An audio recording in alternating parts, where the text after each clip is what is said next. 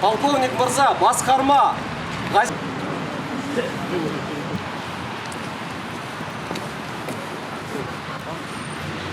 Өткенде ес қалған өскендіктің белгісі де. Қылмыскерді құрықтау кезінде жол полициясы жеке батальонының бірінші взвод командирі полиция капитаны Ғазиз Байтасов өз өмірін қиып, бейбіт тұрғындарды аман алып қалды. Бұл қайғылы оқиға бейбіт өмірдің мәнін ұғындырды. Ғазиз Байтасовтың өмірі мен өнегелі ісі отанға адал қызмет етудің жарқын үлгісі болып қала береді. Ғазиздеу сіздер сияқты бір көп жігіттің бірі.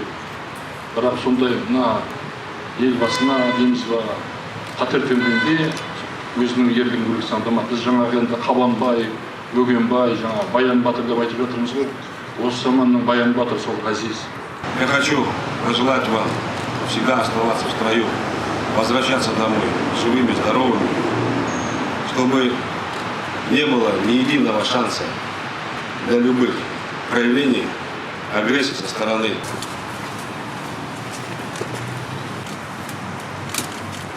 Құрметпен еске аламыз. Объявляется минута молчания.